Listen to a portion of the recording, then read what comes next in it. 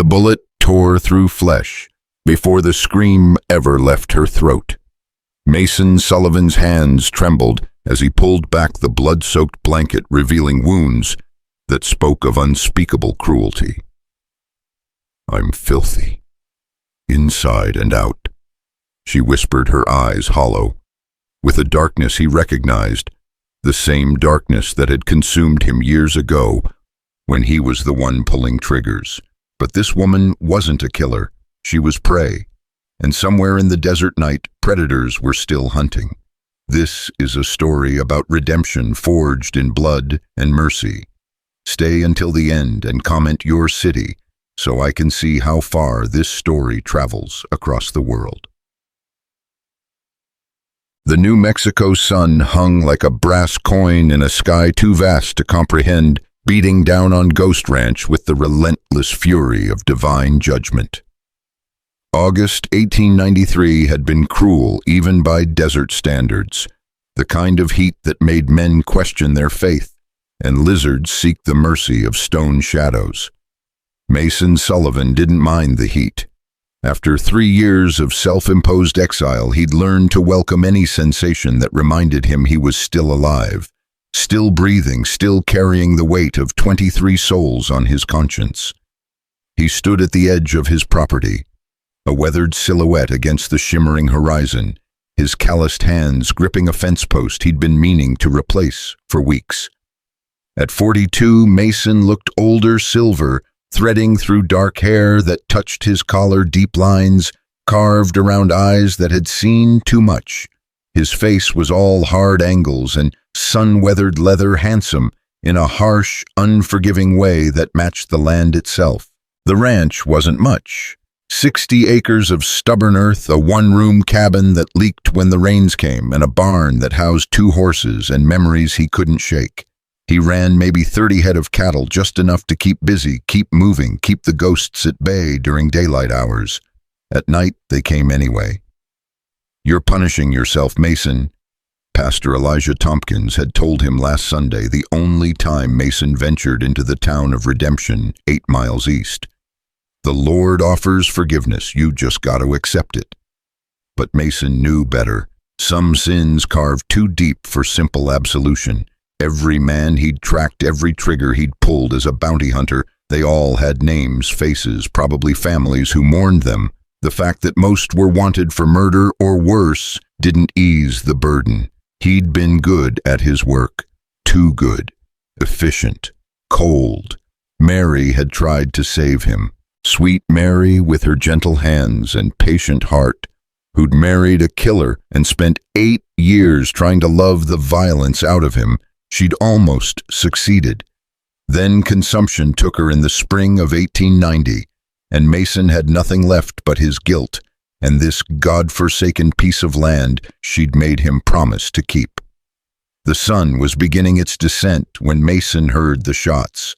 2 cracks echoed across the desert, sharp and distinct, coming from somewhere south near Copper Canyon. His body reacted before his mind caught up old instincts that 3 years of ranching hadn't dulled. He was already moving toward the barn, toward his horse, when the 3rd shot rang out. "Not my business," he muttered, even as he threw a saddle over Dusty, his reliable bay gelding. Not anymore. But his hands kept working, cinching straps with practiced efficiency. Not my business. The mantra of a man trying to stay dead to the world. Yet Mary's voice whispered through his memory, "You can't choose which calls to answer, Mason. Ignoring suffering is its own kind of sin." He swung into the saddle with a grunt, his knee protesting a souvenir from a bullet he'd taken in Amarillo 5 years back. The ride toward Copper Canyon took 20 minutes across broken terrain studded with juniper and sage, the late afternoon light painting everything in shades of amber and shadow. The silence after gunfire always felt worse than the shots themselves. Mason had learned that early in his hunting days. Silence meant something had been decided one way or another. Someone was dead, dying, or running. He found her near a cluster of juniper trees where the land dipped into a shallow wash. At first, Mason thought she was dead, just another body the desert would claim bones for the coyotes. and prayers for Pastor Tompkins. But then he saw the slight rise and fall of her chest, shallow breathing that came with a wet rattle. Mason dismounted slowly, every sense alert for ambush. This could be a trap. He'd used wounded Confederates as bait himself back in his hunting days. But the tracks told a clearer story, at least 4 horses heading east at a gallop about an hour ago. One set of prints showed where someone had dismounted, dragged something heavy toward the trees, then rode off fast. They'd left her for dead. She was young, maybe 25, with auburn hair matted with blood and dust. Her dress, once fine gray cotton with tiny blue flowers, was torn nearly to pieces, exposing wounds that made Mason's jaw clench. Not just bullet wounds. These were deliberate, calculated, the work of men who enjoyed their cruelty. Jesus Christ, he breathed, kneeling beside her. Her face was swollen on one side, cut and bruised. But it was her eyes that stopped him, when they fluttered open, hazel eyes, filled with something beyond fear, beyond pain. Shame. Deep, soul-crushing shame. "I'm filthy," she whispered, her voice barely audible, cracked and dry. "Inside and out." The words hit Mason like a physical blow. He'd heard confessions from dying men, heard pleas and curses and prayers.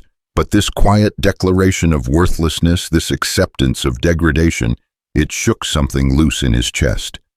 "Ma'am," he said, his voice rough with disuse, "whoever told you that was a liar. Let me help you." She tried to shake her head, and the movement made her gasp in pain. "Leave me, they'll come back. They always come back. Not if I have anything to say about it." Mason was already assessing her wounds, with the clinical eye of a man who'd patched plenty of bullet holes, including his own. Gunshot to the left shoulder, through and through, lucky relatively speaking. Deep lacerations across her arms, defensive wounds, bruising around her throat. Signs of assault he wouldn't name aloud, not without her permission. But she was alive. Against every odd, against whatever hell those men had put her through, she was still fighting for breath. "This is gonna hurt," Mason warned, pulling his canteen free. "I need to clean these wounds before I move you." She didn't scream when he poured water over the bullet wound, just bit down on her split lip until fresh blood appeared. Strong, he thought, stronger than she knows. "What's your name?" he asked, trying to keep her conscious, keep her present. Her brow furrowed with concentration, like the answer was locked behind a door she couldn't quite open. "Eleanor," she finally whispered.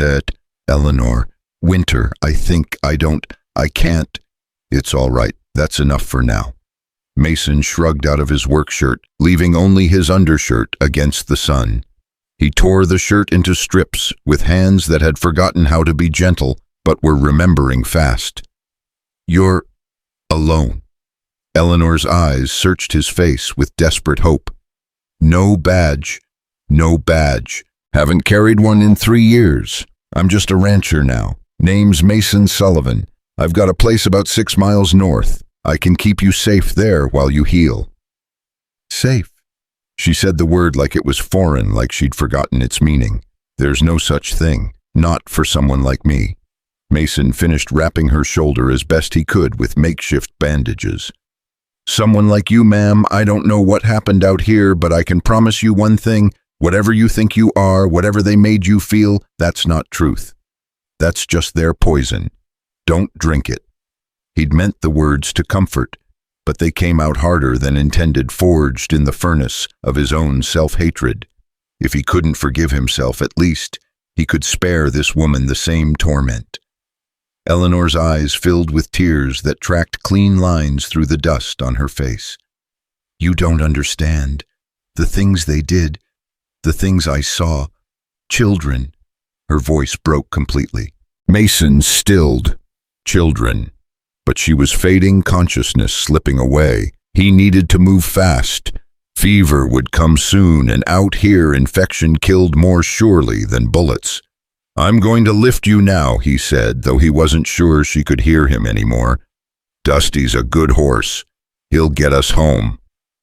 Mason scooped Eleanor into his arms as carefully as his rough hands allowed, and she weighed almost nothing, all bone and terror and fading life.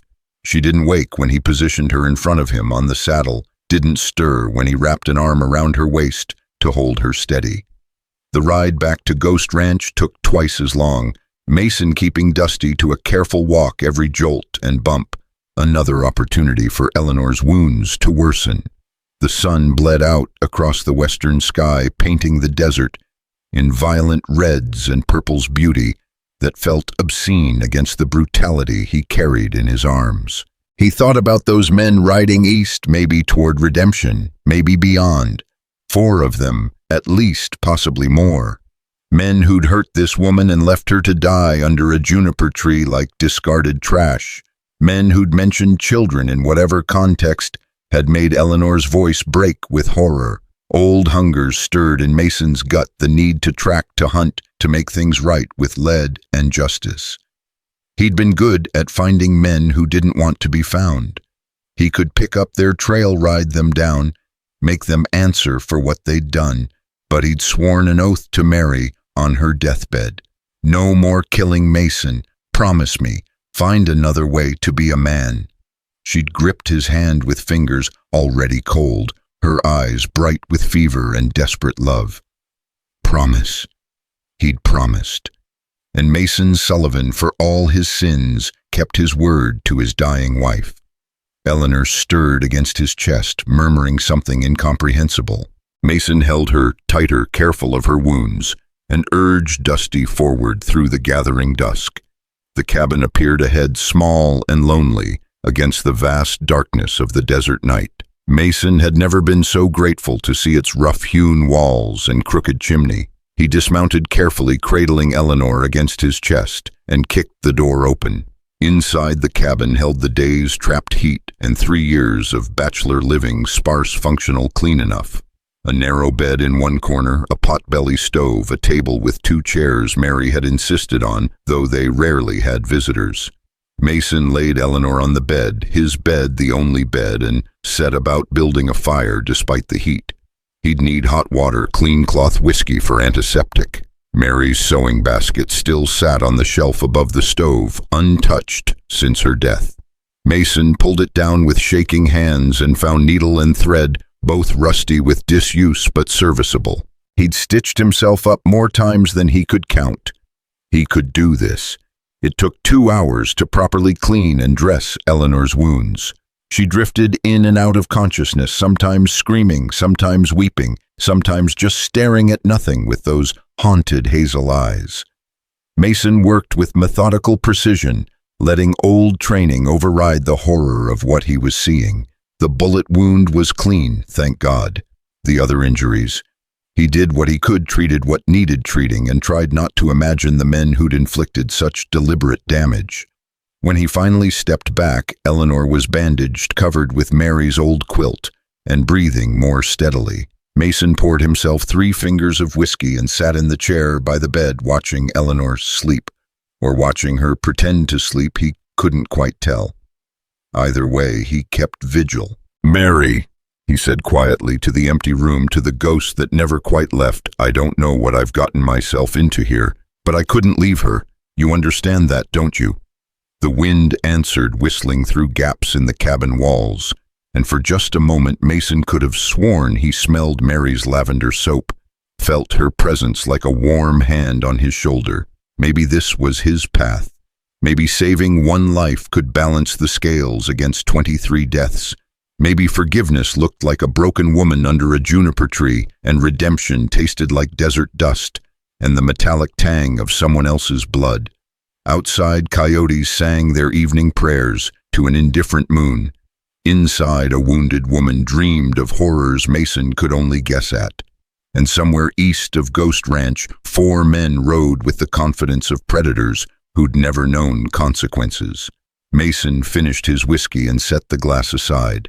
He pulled out his old Colt Peacemaker from the chest at the foot of the bed, cleaned and oiled despite 3 years of disuse because some habits died harder than others.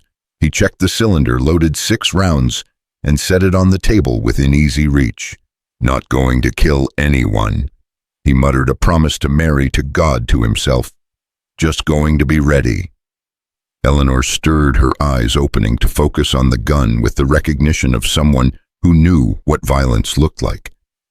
"They'll come," she whispered. "When they realize, when they find out I'm still alive, they'll come." "Let them," Mason said, surprised by the steadiness in his voice.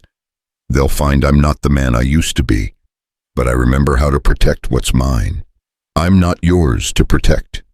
You're under my roof, eating my food, sleeping in my bed. That makes you my responsibility, unless you're planning to ride out of here in the next 5 minutes. Despite everything, the pain, the fear, the trauma written across every inch of her body, Eleanor almost smiled. "I don't think I can stand." "Then I guess you're stuck with me." They sat in silence, the wounded woman and the reformed killer, while the desert night pressed against the cabin walls and the future waited with bared teeth somewhere beyond the firelight's reach.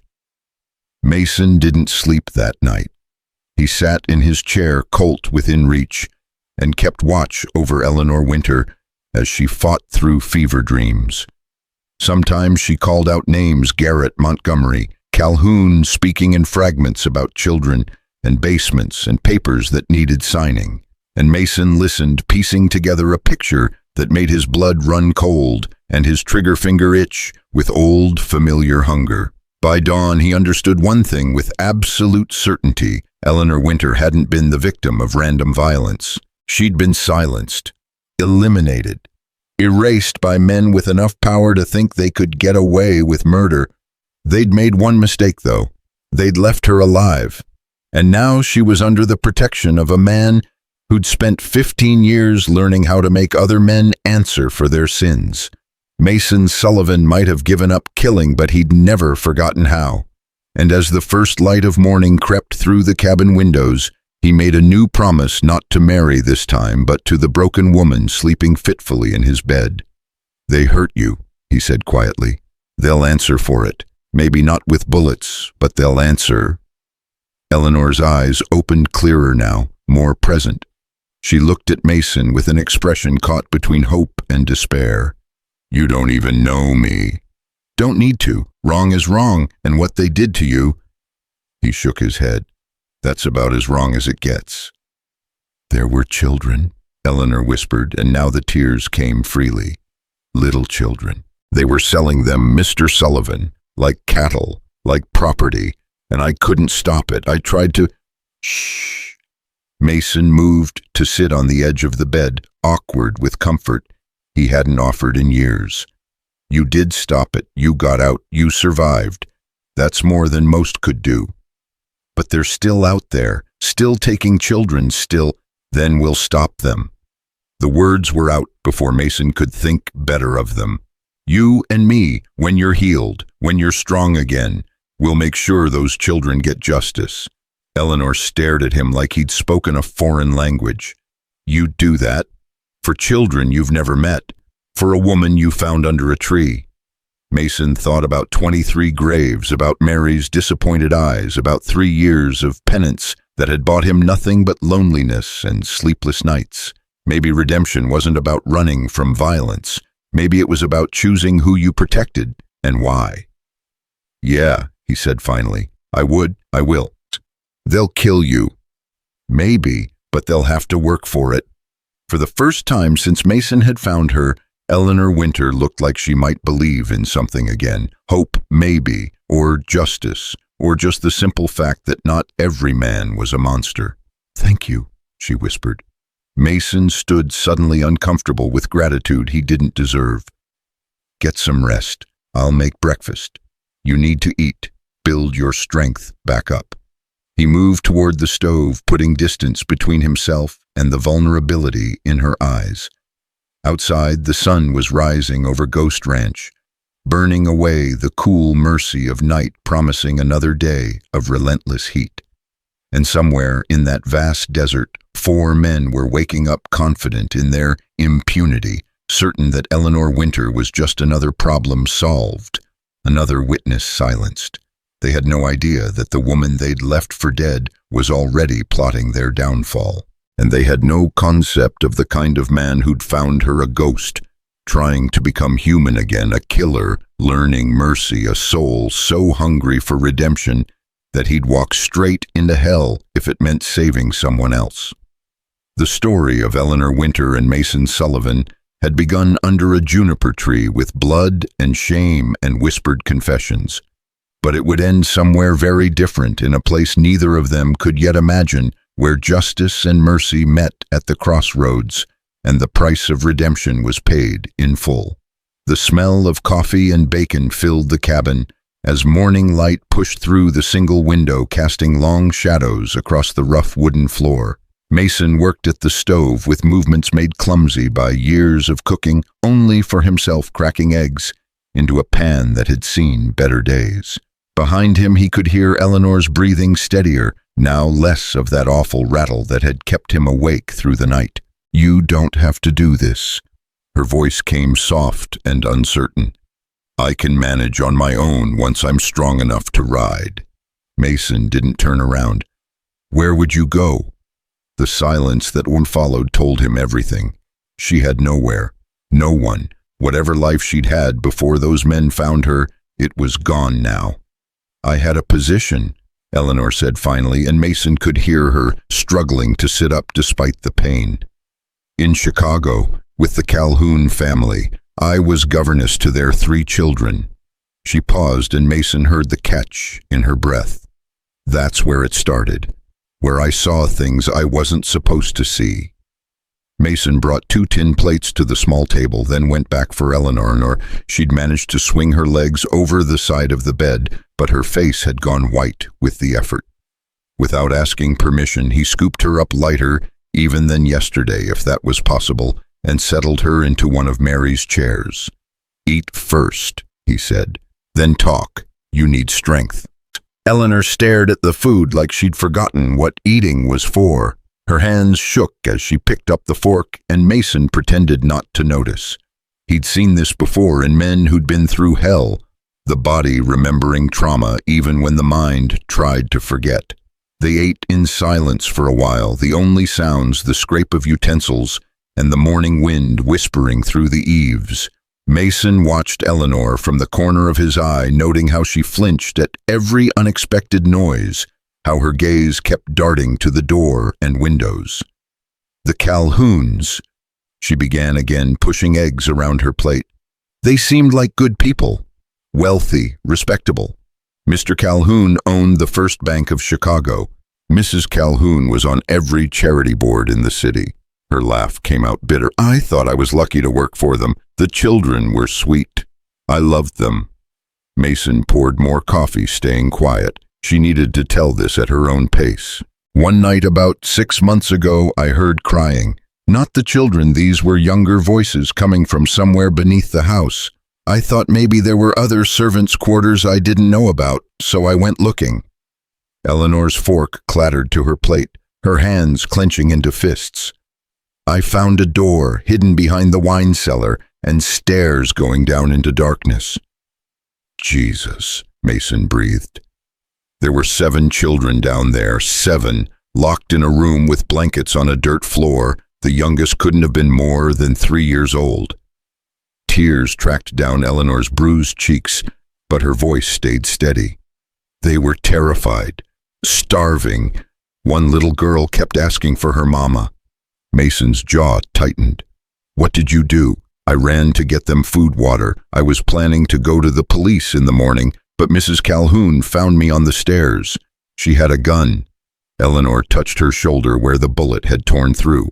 "She said I'd seen something I shouldn't have, that there were important men involved, powerful men who couldn't afford witnesses. She said I could either join those children in the cellar, or I could forget what I'd seen and leave Chicago that very night." "But you didn't leave." "No." Eleanor met Mason's eyes, and he saw steel beneath the trauma. "I pretended to agree. Then I broke into Mr. Calhoun's study while everyone was at church Sunday morning. I found papers, bills of sale, transfer documents. They were selling those children, Mr. Sullivan, to brothels, to workhouses, to anyone willing to pay. And every sale was marked with a judge's seal, Judge Montgomery's seal. Montgomery, Mason repeated the name slowly. That's the Montgomery who runs the territorial court in Santa Fe. Eleanor nodded. The same. The papers showed he'd been legalizing these sales for years, making it all look proper like legitimate adoptions. But they were trafficking those children across state lines, selling them like livestock. Mason stood abruptly, his chair scraping hard against the floor. He walked to the window and stared out at the desert, his hands gripping the sill hard enough to make his knuckles white. 23 men.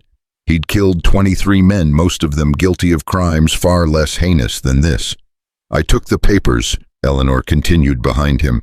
I thought if I could get them to the authorities in New Mexico, away from Calhoun's influence, someone would listen, someone would help those children.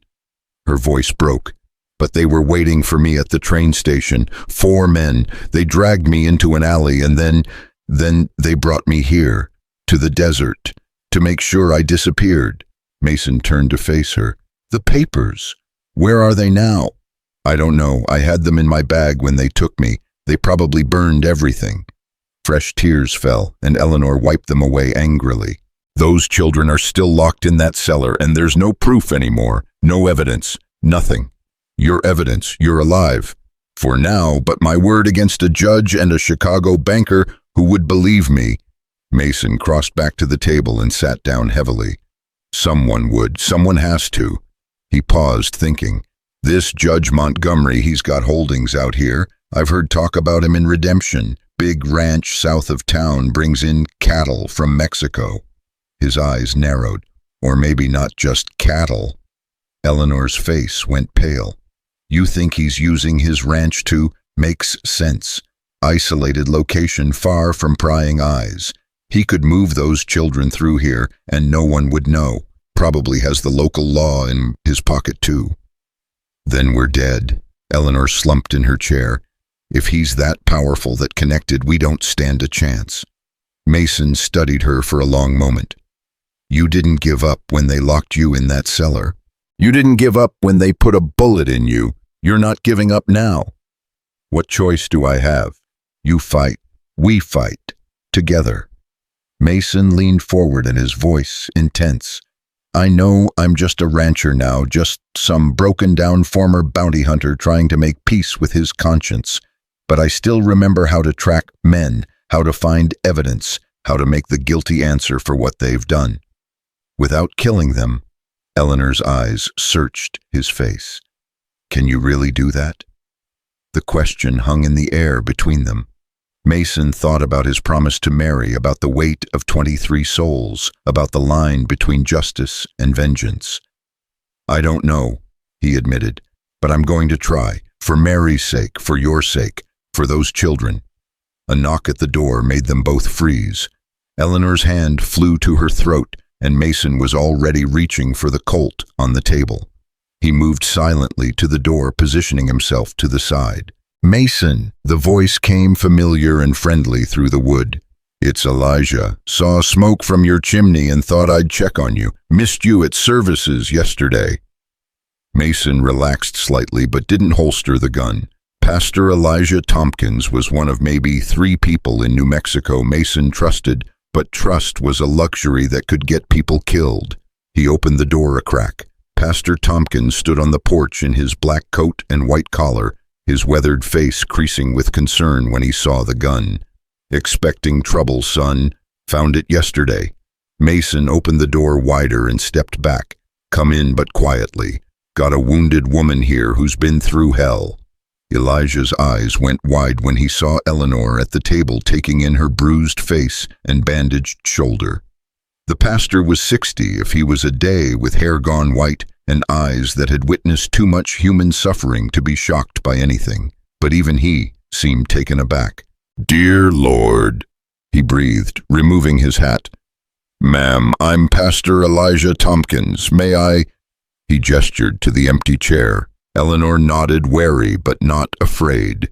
There was something in Elijah's face that transcended threat, a genuine kindness that even trauma couldn't misread. Mason poured coffee for the pastor, while Eleanor told her story again, this time with more details, more names. Elijah listened without interruption, his face growing graver with each revelation.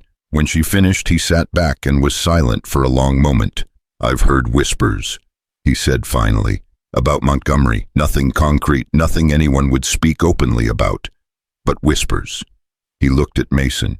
"This is bigger than us, son.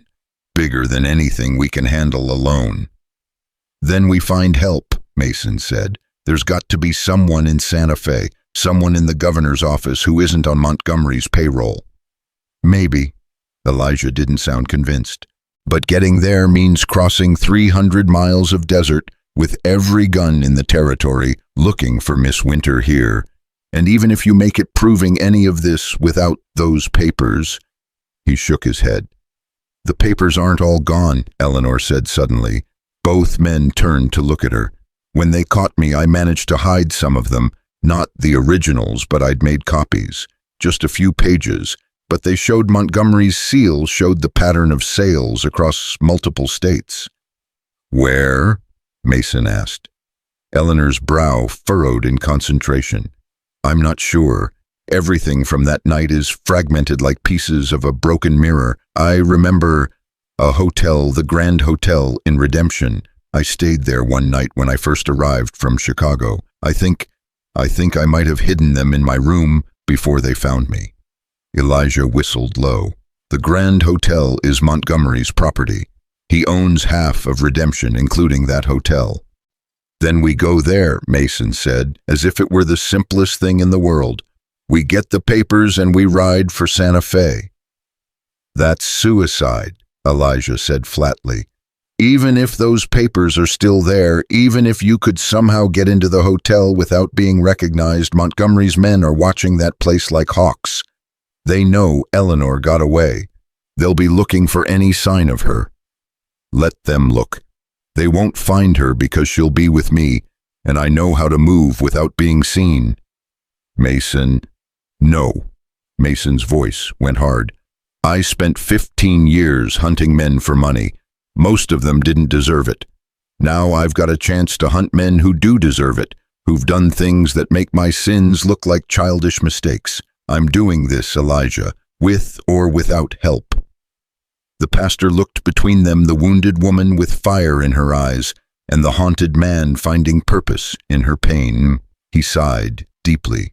"Mary would have my hide for letting you walk into danger alone." "Mary would tell me to save those children," Mason countered. "Yes," Elijah admitted. "She would." He stood draining his coffee. "All right, I can't stop you and I won't try, but I can help. Give me 2 days to make some inquiries, see who in Redemption might be sympathetic to your cause. There are good people in that town, people who've suffered under Montgomery's rule. Maybe we can find allies." 2 days, Mason agreed. "We need that time anyway for Eleanor to heal." After Elijah left with promises to return, Mason helped Eleanor back to bed. She was exhausted from talking, from remembering, from reliving trauma that was barely 24 hours old. But as he tucked Mary's quilt around her, she caught his wrist. "Why are you doing this?" she asked. "Really, it can't just be about redemption. Men don't risk their lives for strangers, not even guilty men seeking forgiveness." Mason was quiet for a moment, thinking about how to answer. "I had a daughter," he said finally, the words dragging themselves out like fishhooks. "Stillborn. Mary and we tried for years, but that one time we got close. She came too early, lived maybe an hour." Eleanor's grip on his wrist tightened. "I never told anyone that. Even Elijah doesn't know. But Mary, she made me promise that if we couldn't have our own children to love, we'd find ways to protect other people's children, make the world safer for them." He met Eleanor's eyes. "Those children you saw in that cellar, they're somebody's daughters and sons. Somebody's stillborn dream come to life, stolen away. I can't bring my daughter back, but maybe I can save theirs." A single tear tracked down Eleanor's face. "What was her name?" "Your daughter." "Grace." The name came out barely above a whisper. "We were going to call her Grace." "Then we'll save them for Grace," Eleanor said. "And for Mary." And for every child who never got to grow up safe. Mason nodded, unable to speak past the sudden tightness in his throat. He pulled away gently and went to busy himself at the stove, giving them both space to grieve in their own ways. The next 2 days passed in a strange rhythm. Eleanor's body began to heal faster than Mason expected, driven by will as much as medicine. He taught her to walk again without falling, to move without crying out from the pain. They talked about Chicago, about Ghost Ranch, about everything except the violence that had brought them together. Mason told her about Mary, about their 8 years together, about how she'd softened him in ways he hadn't thought possible. "She saw something in me worth saving," he said one evening as they sat on the porch watching the sunset. "Never could figure out what." "Maybe she saw what I see," Eleanor replied. "A good man trying to escape a bad past? I've killed 23 men, Miss Winter. Not sure good applies. And I saw 7 children suffering and did nothing for months before I finally acted. Not sure good applies to me either. Maybe we're just 2 broken people trying to do one right thing before we die." Mason smiled despite himself. Maybe that's all any of us are. On the afternoon of the second day, Mason took Eleanor out behind the barn where he'd set up targets against the canyon wall. The Colt felt heavy in her inexperienced hands, and she fumbled with the grip. Like this, Mason guided her hands into position, standing behind her, professional and careful. Sight down the barrel, breathe out slowly, squeeze, don't pull. The shot went wide, kicking Eleanor's arms up. She stumbled back into Mason's chest. "Again," he said. They practiced until her hands were steady and 3 out of 6 shots hit the target. It wasn't great, but it was enough to maybe save her life in a tight spot. "I hate this," Eleanor said, setting the gun down with distaste. "Hate that I have to learn to hurt people." "You're learning to protect yourself. There's a difference." "Is there, once you cross that line, once you take a life? Does the reason really matter?" Mason thought about every man he'd killed, every face that visited him in dreams. "Yes," he said quietly. "The reason always matters. Intent is what separates justice from murder, protection from vengeance. The Bible says there's a time for peace and a time for war. This is war, Miss Winter. Those children are casualties, and we're the only soldiers they've got." Eleanor picked up the Colt again, testing its weight. "Then teach me to be a good soldier." When Pastor Tompkins returned on the 3rd day, he brought news and worry in equal measure. "Montgomery's men are everywhere," he said, accepting coffee but too agitated to sit. "They've been through redemption twice, questioning anyone who might have seen a wounded woman. Offered $500 for information." "500? Mason whistled. "That's serious money. They really want her dead." "Or alive to question," Elijah added darkly. "Word is they're not sure if those papers are truly gone. They're tearing apart Eleanor's hotel room as we speak, but so far, nothing." "Good," Eleanor said. She was up and moving now, still favoring her shoulder, but steady on her feet. "That means they're looking in the obvious places. I was more careful than that." "Where did you hide them?" Mason asked. Eleanor's expression turned thoughtful. "I remember now. There's a loose board in the 3rd floor hallway right outside room 7. I pried it up and slid the papers underneath. They'd have to tear up the entire floor to find them." "Which they might do if they get desperate enough," Elijah warned. "You need to move soon." Mason nodded. "Tonight we go in after dark, get the papers, and ride for Santa Fe before dawn." Eleanor raised an eyebrow. "I'm coming with you." "You're barely healed." "Those are my papers, my testimony, my fight." Her voice left no room for argument. "I'm coming." Mason started to protest, then saw the set of her jaw, the steel in her eyes. This was a woman who'd stared down Mrs. Calhoun's gun and chosen conscience over survival. He couldn't stop her, even if he wanted to. "Fine," he relented. "But you follow my lead, and if shooting starts, you run. Promise me." "I promise to try." "That'll have to do." Mason turned to Elijah. I need you to ready horses and supplies. 2 mounts provisions for a week. Have them waiting at the old mission ruins south of town.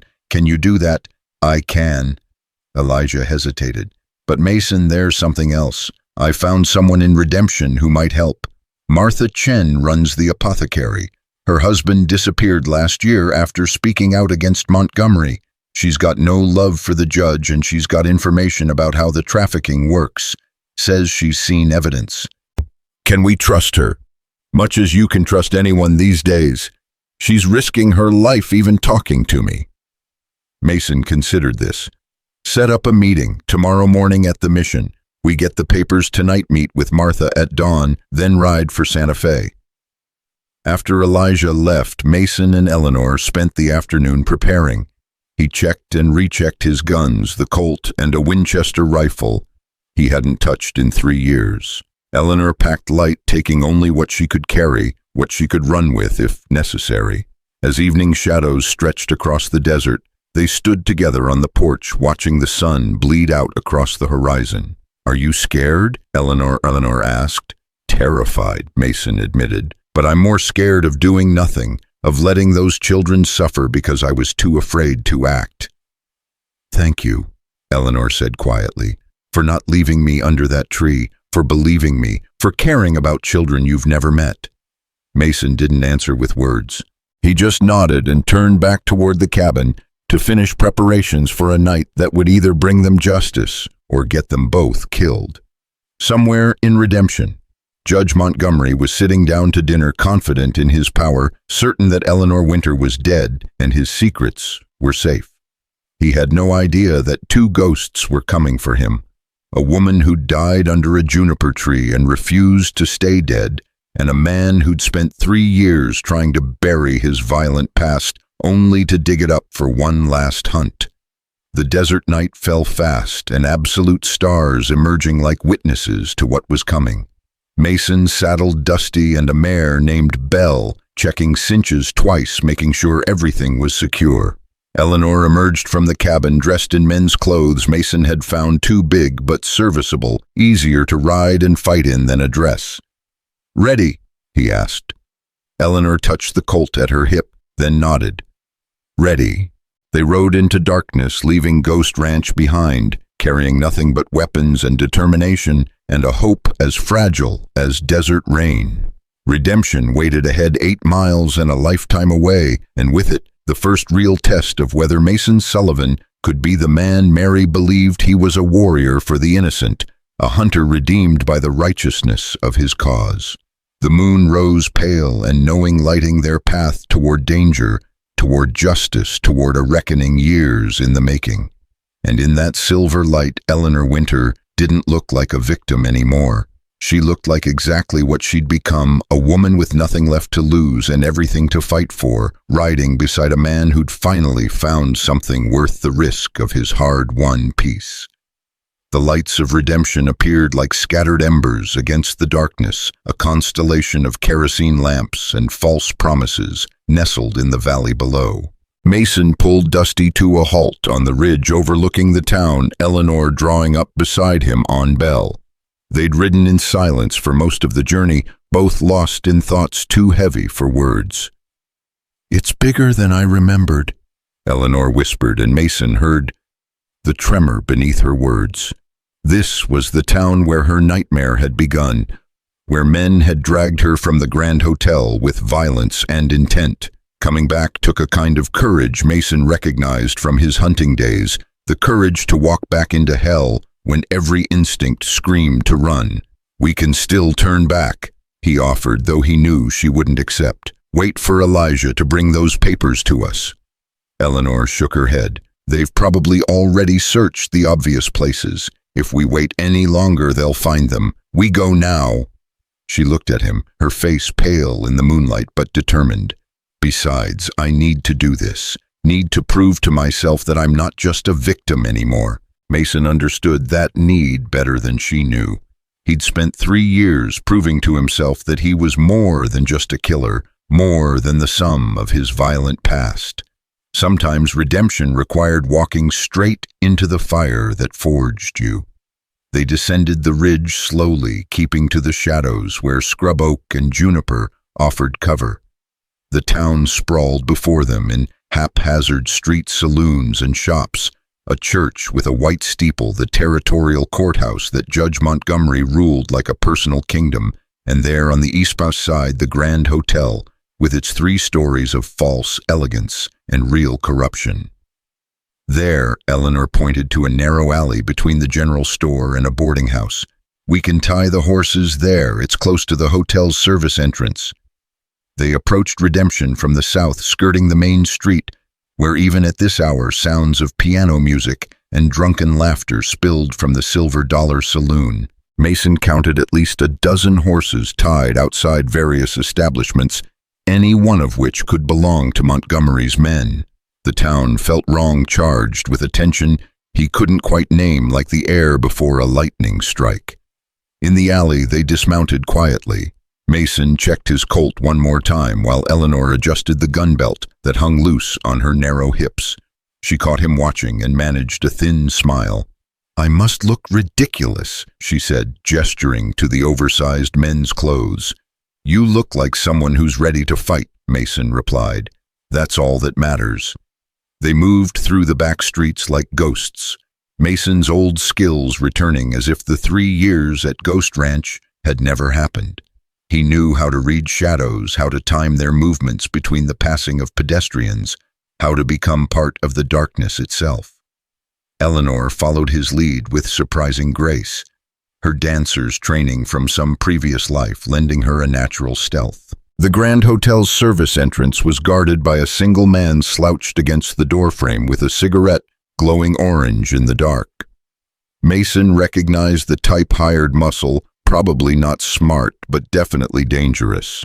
The man's gun belt sat heavy on his hip, and his eyes swept the alley with mechanical regularity. "How do we get past him?" Eleanor breathed in Mason's ear. Mason studied the guard's pattern. "We don't. We use the front."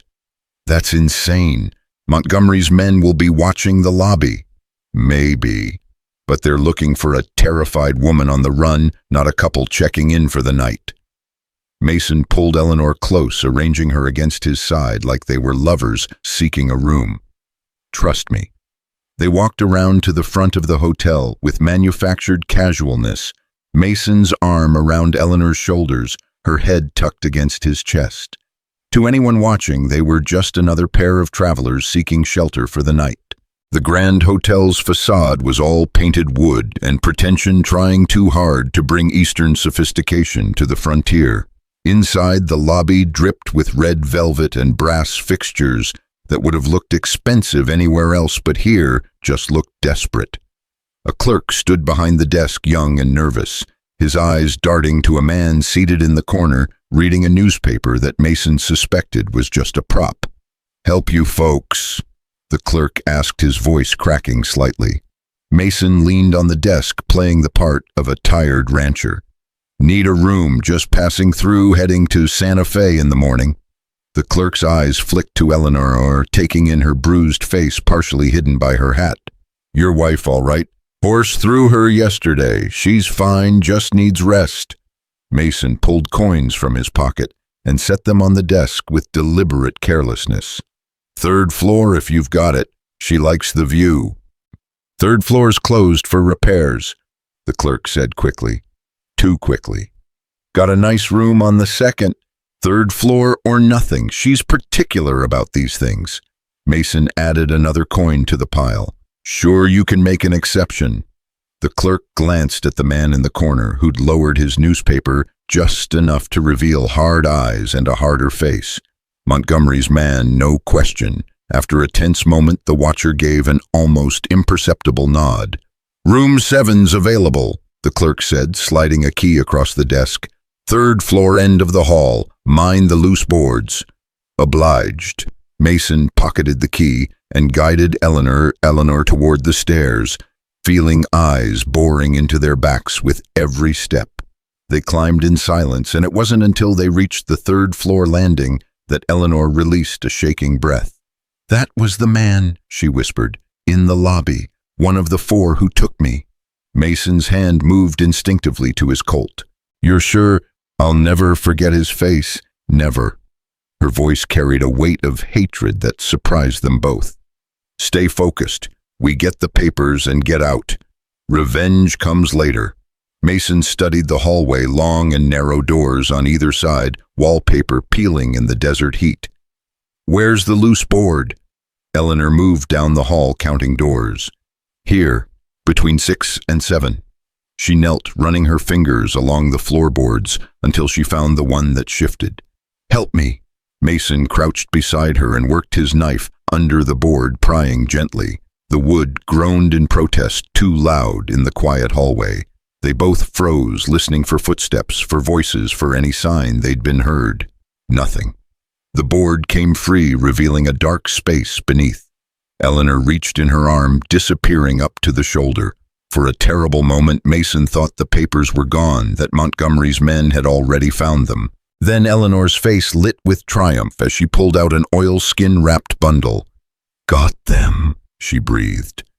The door to room 7 crashed open. 3 men spilled into the hallway, guns drawn. The man from the lobby led them, his face splitting into a cruel smile when he saw Eleanor. "Well, well, little bird came back to the nest. Mr. Garrett's going to be real pleased." Mason was already moving, pulling Eleanor behind him, his Colt clearing leather with practiced speed. "Back off. We don't want trouble." Too late for that old man. The leader, Garrett, apparently gestured with his revolver. "Drop the gun. The woman comes with us. You can walk away if you're smart." "Can't do that." Mason's voice went flat, emotionless. This was the voice he'd used in his hunting days, the voice that preceded violence. "She's under my protection." "Your protection." Garrett laughed. "You're 1 man against 3. Math ain't in your favor." "Neither is your positioning." Mason's eyes flicked to the other 2 men, noting how they'd bunched together in the doorway. "Amateur mistake. You're thinking you've got me cornered, but I'm thinking you're all standing in a kill zone, and I've got more experience with this kind of math than you want to know about." Something in Mason's tone made Garrett hesitate. The man was hired muscle used to intimidating merchants and murdering women who couldn't fight back. But he was looking at Mason Sullivan now, really looking and seeing something that made his confidence waver. "You know who you're messing with." Garrett tried to recover his bravado. "Judge Montgomery owns this town. He'll have you hanging from a rope by sunrise." "Maybe, but you won't be around to see it." Mason thumbed back the hammer on his Colt, the click loud as a bone breaking. "Last chance. Walk away." "Kill him," Garrett ordered. Time stretched like taffy, everything happening in the space between heartbeats. Mason knew he could not take all 3 without casualties, his or Eleanor's. Breaking his promise to Mary felt inevitable now, another sin to add to the ledger. But then Eleanor moved. She threw herself sideways into room 7, and Mason followed, slamming the door as gunfire erupted in the hallway. Bullets punched through the thin wood splinters, flying like shrapnel. Mason dragged Eleanor toward the window, while return fire filled the room with thunder and cordite smoke. "We're trapped," Eleanor shouted over the gunfire. "Not yet." Mason emptied his Colt through the door, buying them seconds. At the window, he looked down at a 2-story drop into an alley. Survivable, maybe. "We jump. You're insane. You got a better idea." The door exploded inward. Mason grabbed Eleanor and threw them both through the window glass, shattering around them in a crystal rain. They fell through darkness that stretched too long, then hit hard dirt that drove the breath from Mason's lungs. He rolled, pulling Eleanor with him as gunfire erupted from the window above. "Run," he gasped, dragging her to her feet. They stumbled through the alley, Mason's knee screaming protest, Eleanor clutching the oilskin bundle like a lifeline. Behind them, shouts and the thunder of boots on stairs. They emerged onto a side street just as riders came around the corner, 4 men on horseback, weapons drawn, more of Montgomery's hired guns drawn by the shooting. Mason and Eleanor were caught between pursuers on foot, and mounted men ahead with nowhere to run. This is it, Mason thought. This is where I break my promise, where I become the killer again. Then a voice called from the darkness, "Over here." A woman stood in the doorway of the apothecary, waving frantically. Martha Chen, it had to be. Without thinking, Mason and Eleanor ran toward her bullets, kicking up dust at their heels. They crashed through the doorway, and Martha slammed it behind them, throwing the bolt. "Back way," Martha said quickly, her accent flavoring her English. She was small and fierce, maybe 50, with hands that spoke of hard work and eyes that had seen too much suffering. "Through the shop, I have horses ready." "How did you—" "Pastor Tompkins told me you might need help tonight. I've been watching." Martha led them through aisles of medicine bottles and herbs, through a back room that smelled of camphor and sage, to a door that opened on a narrow stable. 2 horses stood saddled and waiting. "Go, now, they'll be here any second." "Come with us," Eleanor urged. "I'm no use to you on the trail. I'm needed here to help the others who'll rise up when your evidence reaches Santa Fe." Martha pressed a leather satchel into Eleanor's hands. "Food, medicine, water, everything you need for 3 days hard riding." Fists pounded on the front door. Men's voices shouted demands to open up. "Thank you," Mason said, meaning it with everything he had. "We won't forget this." "Don't thank me. Save those children. That's payment enough." Martha smiled, sad and fierce. "Now ride like the devil himself is chasing you, because he is." They mounted quickly, Mason's knee protesting but holding. Eleanor swung up behind him on Dusty, her arms tight around his waist, the precious documents secured in the satchel. Through the open stable door, they could see men with torches gathering in the street. Mason urged Dusty forward just as the apothecary's front door splintered open. They exploded into the night at a gallop, Eleanor clinging tight, her face pressed against Mason's back. Shouts erupted behind them, followed by gunfire that went wide in the darkness. They rode north through Redemption's outskirts, then cut west toward the Badlands, where they'd be harder to track. The moon had set, leaving only starlight to guide them, but Mason knew this country. He'd chased men through these canyons, knew every wash and draw, every place to hide or make a stand. Behind them, the sound of pursuit grew. Horses at full gallop, at least 6 riders by the sound of it. They were organized now, coordinated. This wasn't just hired muscle anymore. This was Montgomery's full response, and they'd be relentless. "They're gaining," Eleanor shouted in Mason's ear. She was right. Dusty was a good horse, steady and strong, but carrying 2 riders, while the pursuers rode fresh mounts. Simple math, and it wasn't in their favor. Mason scanned the terrain ahead, looking for advantage, for anything that might tip the scales. There, Copper Canyon, where he'd found Eleanor 3 days ago. The terrain was treacherous, full of loose rock and sudden drops. Dangerous in daylight, deadly at night, but it was also narrow in places where 6 riders would have to come at them single file. "Hold on," Mason warned, turning Dusty toward the canyon mouth. They plunged into darkness between high walls of stone, the sound of hoofbeats echoing like thunder. Behind them, their pursuers followed without hesitation. The canyon narrowed. Mason pulled Dusty to a halt in a section where the walls closed to maybe 10 feet across, barely wide enough for 1 horse to pass. He swung down, pulling Eleanor with him. "Take Dusty," he ordered, pressing the reins into her hands. "Ride ahead. There's a fork about a 1/4 mile up. Take the right path. It leads to the old mission ruins where Elijah's waiting." "What are you doing?" Mason was already pulling the Winchester from its saddle scabbard, checking the load. "I'm buying you time. Someone needs to slow them down." "No." Eleanor's voice cracked. "You'll be killed. They're too many." "Maybe, but if they get past me, they'll catch you for sure. This way you've got a chance." Mason met her eyes in the starlight. "Take the documents to Santa Fe. Tell them everything. Make sure those children get justice." "Mason, go." His voice came harsh with urgency as the sound of approaching riders grew closer. "For Mary, for Grace, for all of them, go now. Tears streaked Eleanor's face, but she nodded and swung into the saddle. She leaned down, grabbed Mason's face in both hands, and kissed him hard, desperate and grateful, and goodbye all mixed together. Then she was gone, Dusty's hooves clattering away into darkness. Mason positioned himself behind a fallen boulder, the Winchester braced across the stone. He had maybe a minute before they arrived, enough time to make peace with what he was about to do, with the promise he was about to break. "Mary," he whispered to the night, to the ghost that never quite left him, "I'm sorry. I know I swore never again, but those children—" His voice broke. "I can't let them take Eleanor, can't let those children stay lost. So if this costs me everything, my soul, my redemption, whatever afterlife we might have had together, I guess that's the price." The riders appeared at the canyon mouth, silhouettes against the stars. 6 of them, just as he'd counted.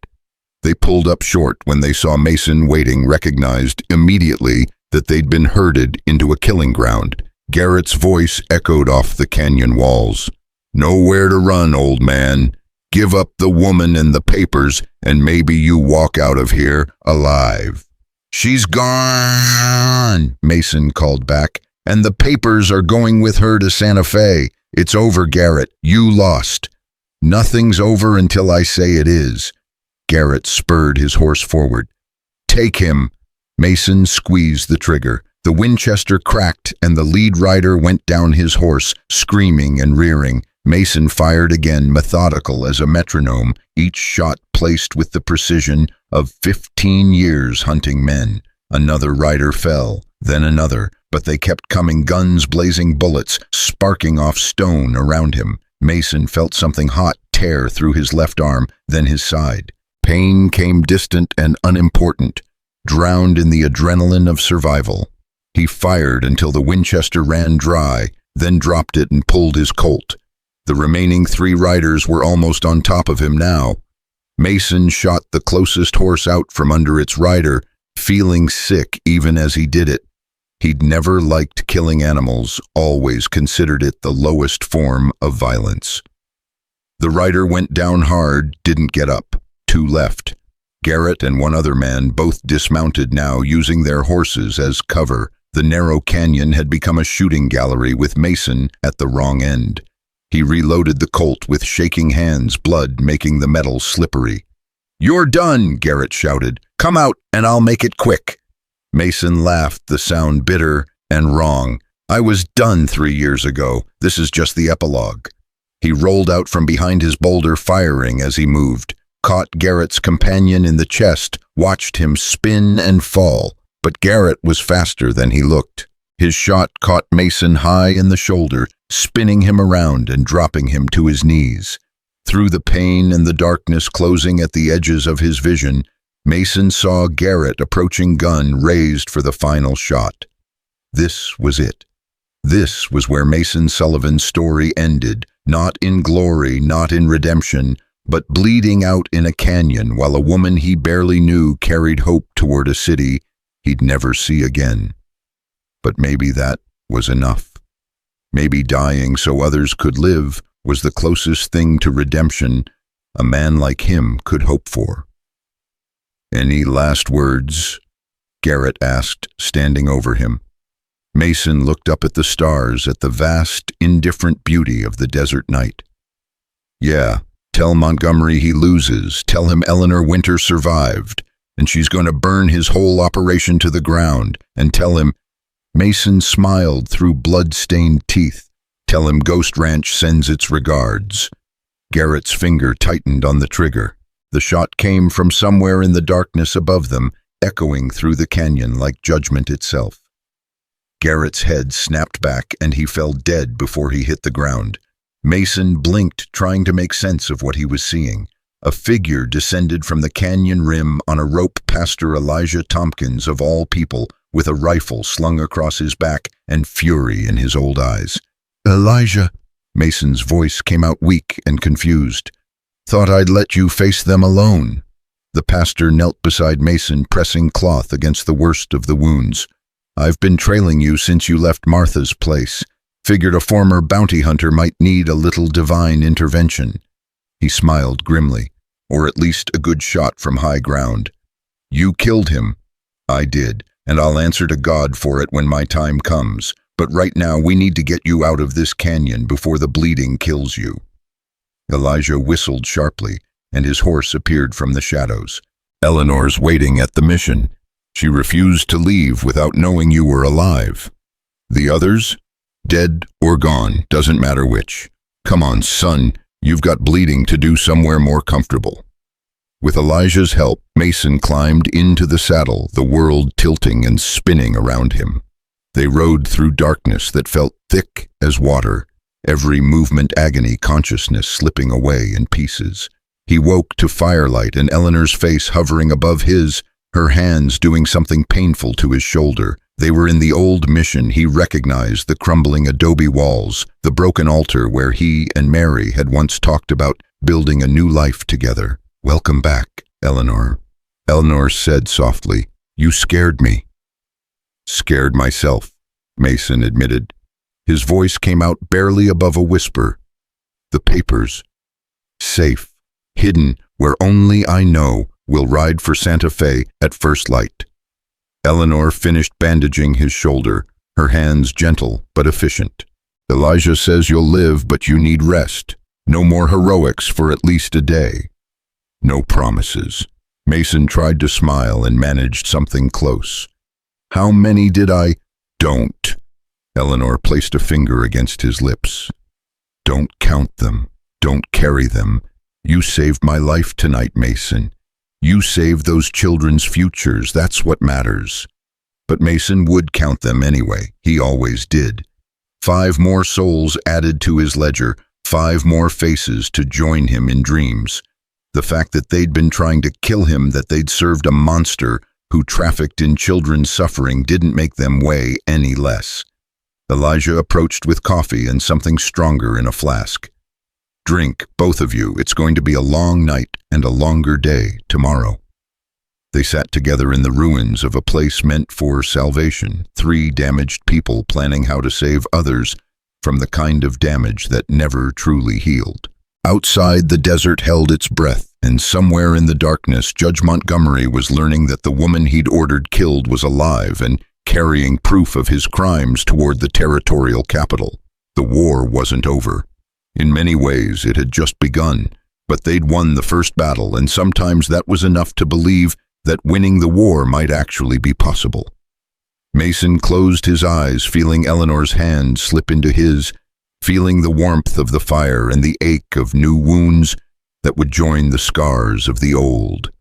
Somewhere in the smoke and shadows, he could almost feel Mary watching, could almost hear her whisper that this was the path, this bloody, painful, impossible path toward redemption through sacrifice. He'd broken his promise to her, killed again, become the hunter one more time. But maybe some promises were meant to be broken when keeping them meant letting innocents suffer. Maybe the real promise was to protect life even when it cost him his own peace. "Thank you," Eleanor whispered, "for everything." Mason squeezed her hand but didn't answer. There were no words for what they'd been through together, no language for the bond forged between 2 broken people trying to do one right thing in a world full of wrong. So they sat in silence, watching the fire burn low, preparing for the ride that would take them toward justice or death or something in between. Dawn came too early, and too bright sunlight spilling through the broken roof of the mission like accusation. Mason woke to pain that felt both distant and immediate, his body cataloging injuries with the grim efficiency of experience. Shoulder, side, arm, all screaming their protests. But he was alive, and that was more than five men could say this morning. Eleanor sat by the dying fire, the oilskin bundle in her lap, staring at nothing. She hadn't slept, Mason could tell. Dark circles shadowed her eyes, and her hands trembled slightly as they traced the edges of the package that had cost so much blood. "You should have rested," Mason said, his voice rough from smoke and exhaustion. She startled at his words, then managed a wan smile. "Couldn't. Every time I closed my eyes, I saw them, those children in the cellar, heard them crying. And I kept thinking, what if we fail? What if we get to Santa Fe and nobody believes us? What if Montgomery's reach extends even there? Then we find another way. We keep fighting until someone listens.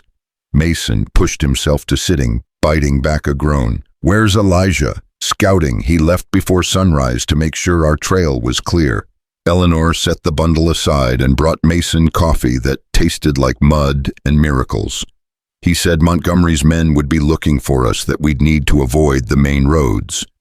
Mason nodded, thinking about the terrain between here and Santa Fe. 300 miles of desert mountains and settlements where Montgomery's influence might or might not reach. They'd need to move fast, but smart, avoiding places where gold could buy loyalty faster than truth. There's something I need to tell you, Eleanor said, her voice dropping low. About what happened. About what they did before they left me under that tree. You don't owe me explanations. I know, but I need to say it anyway. She stared into her coffee, not meeting his eyes. They didn't just beat me.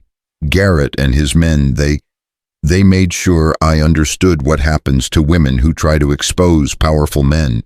They said I was filthy, that no one would believe someone like me, that even if I survived, I'd be too ashamed to ever speak of what I'd seen.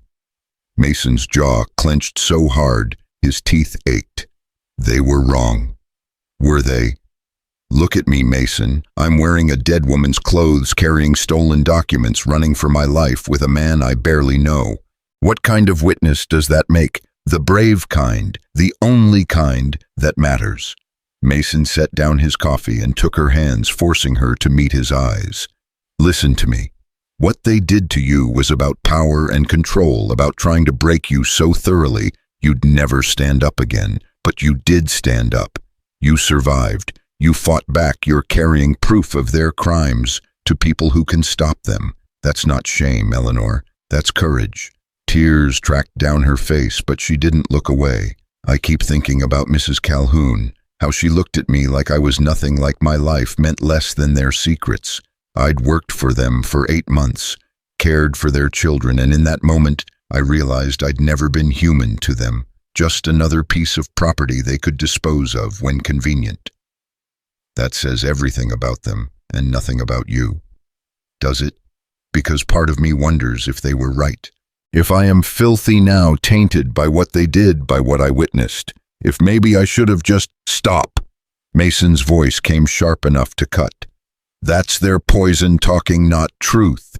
You think Mary never doubted herself, never wondered if loving a killer made her complicit in his sins? She did.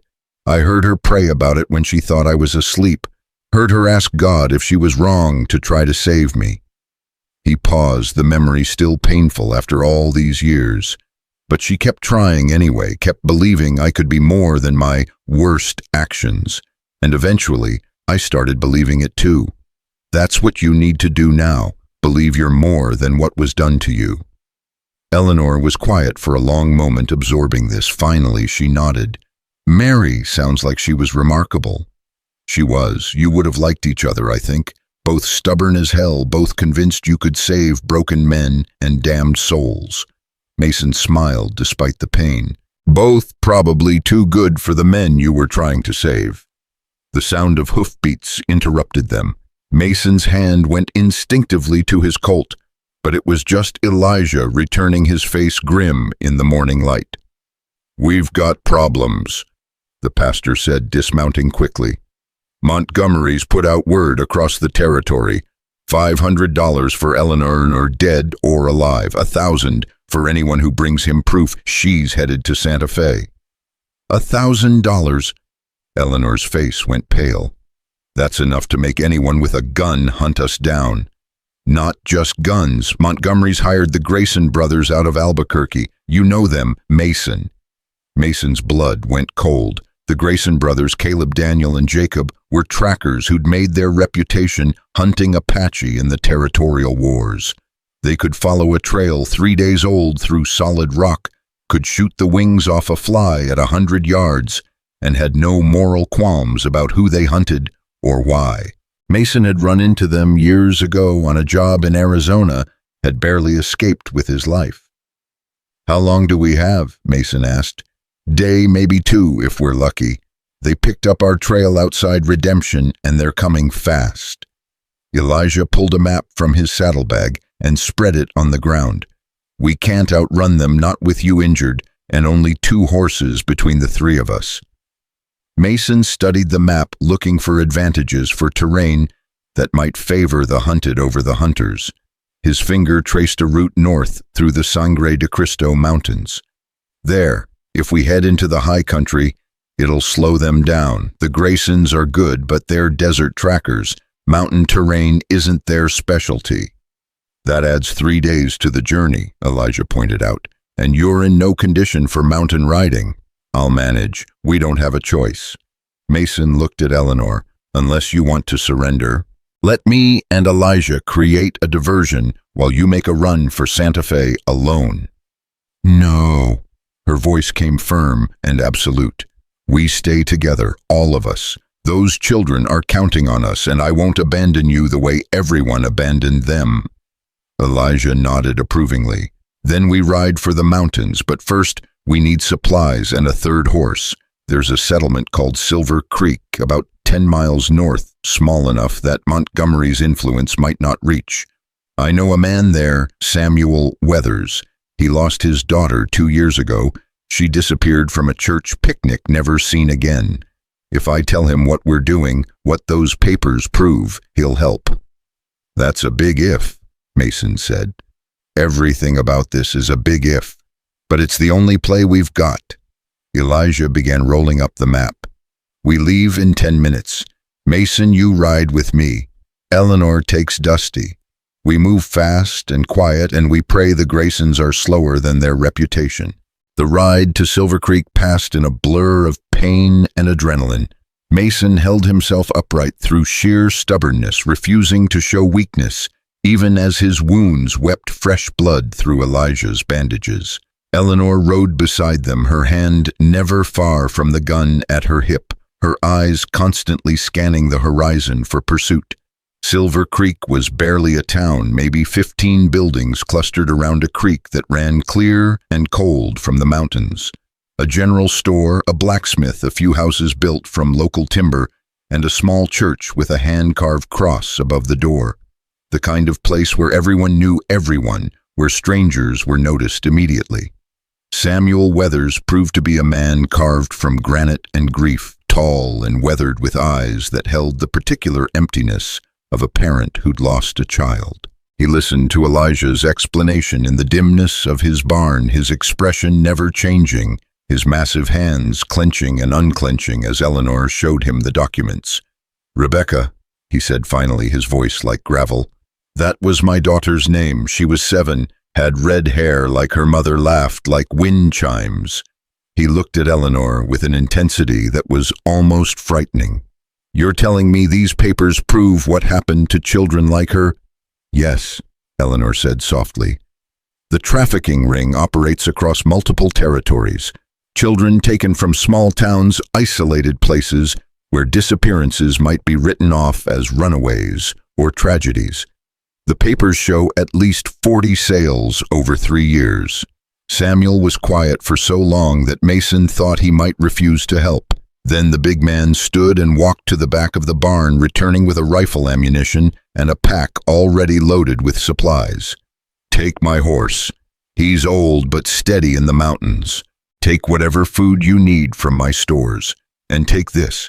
He pressed a small leather journal into Eleanor's hands. Rebecca's diary. She wrote in it every day, described everything she saw and did. The last entry was the day she disappeared. She wrote about a nice man who offered her candy at the church picnic, asked if she wanted to see some puppies in his wagon. Samuel's voice cracked. "Maybe it'll help. Maybe it won't. But if those bastards stole my girl, I want them to know her name. Want them to know she mattered." Eleanor clutched the diary like it was made of gold and tears. "We'll make sure they know. I promise you, Mr. Weathers, we'll make them all know." They left Silver Creek within the hour, 3 riders now instead of 2, supplies enough for a week if they were careful. Behind them, Samuel Weathers stood in his barn doorway, watching them go, a man-shaped hole where a father used to be, his grief finally given something resembling purpose. The mountains rose ahead like a promise and a threat.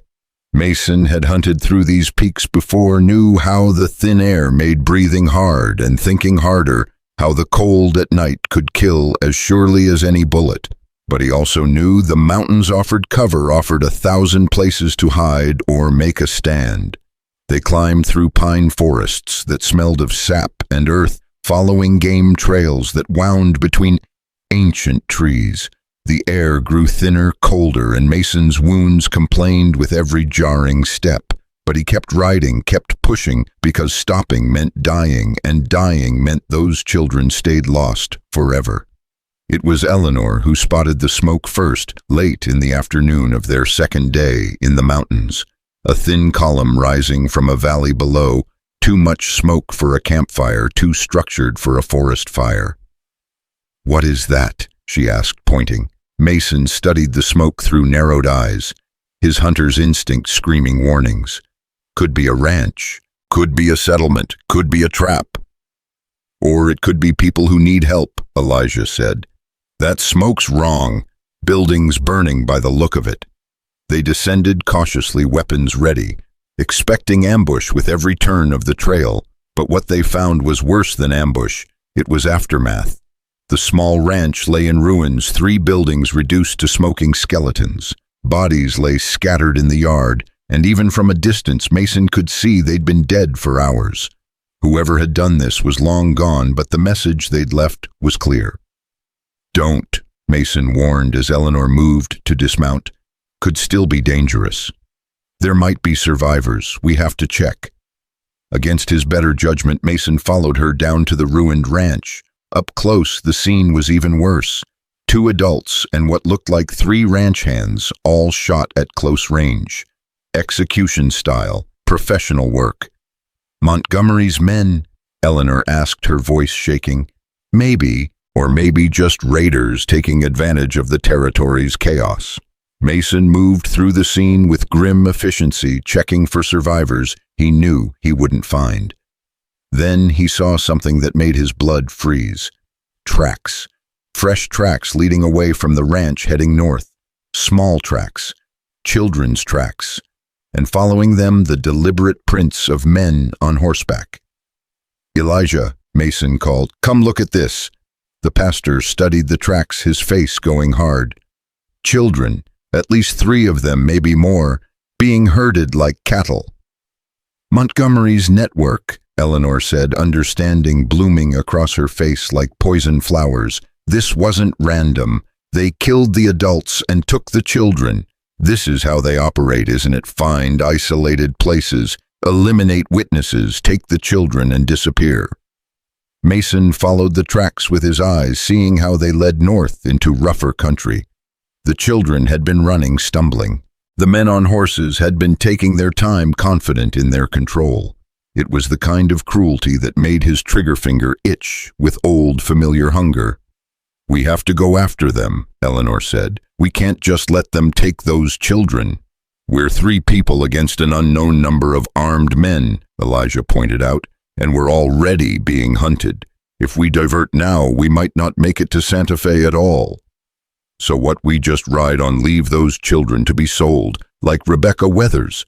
Eleanor's voice rose with desperate anger. "What's the point of the documents if we won't even try to save the victims right in front of us?"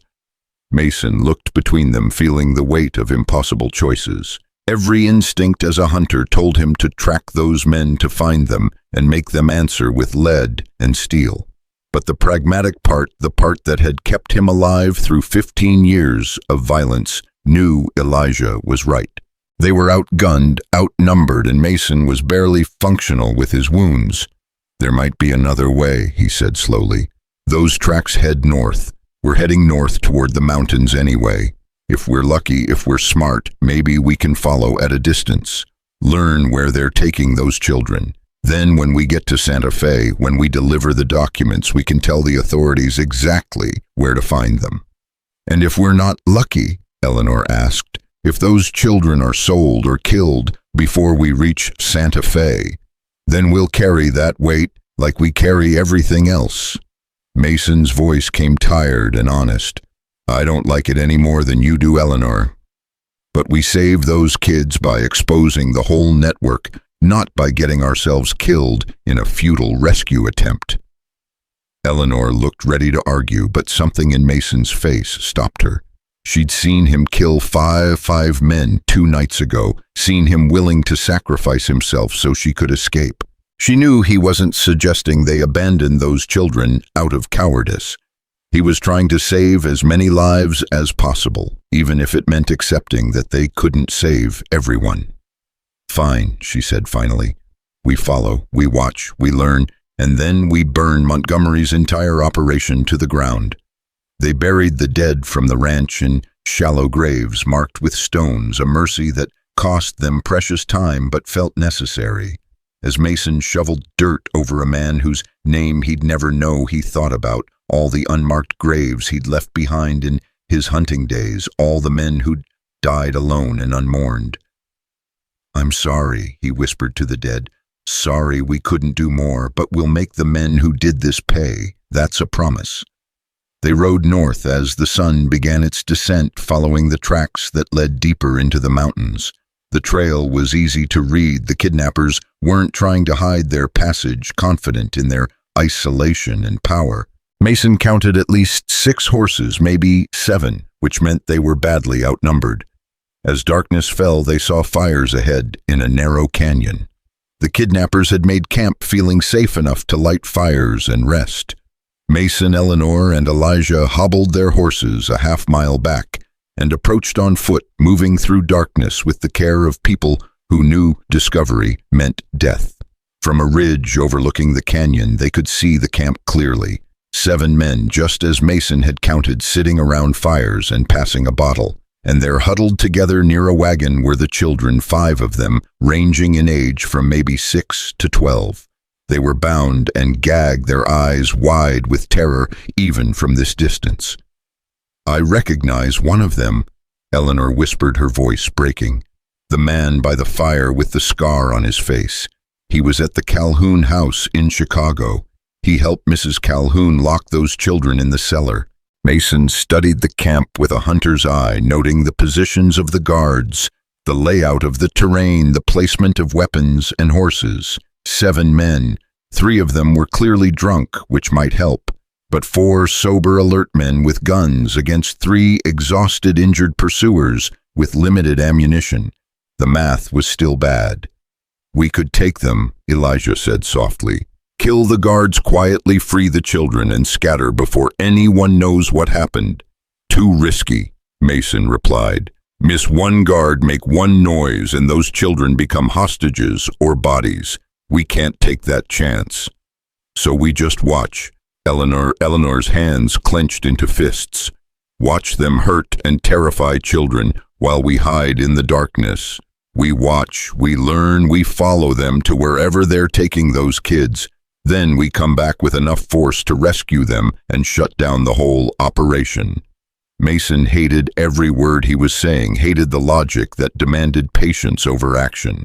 But he'd seen too many rescues go wrong, too many hostages killed in crossfire. They watched until the camp settled for the night, until the guards changed, and the pattern of the watch became clear. Mason memorized faces, noted weapons and horses, cataloged everything that might be useful later. When the moon rose high and cold, they crept back to their own camp and tried to rest. Sleep came in fragments for Mason, broken by pain and dreams of children crying in darkness. He woke before dawn to find Eleanor already awake, staring at Rebecca Weather's diary by the light of a small fire. "She was special," Eleanor said without looking up. "Rebecca. She wrote about wanting to be a teacher, about helping other children learn to read. She drew pictures in the margins, flowers and horses and a family holding hands." Eleanor closed the diary gently. She never got to be a teacher, never got to help anyone, because men like Montgomery decided her life was worth less than their profits. "We're going to change that," Mason said.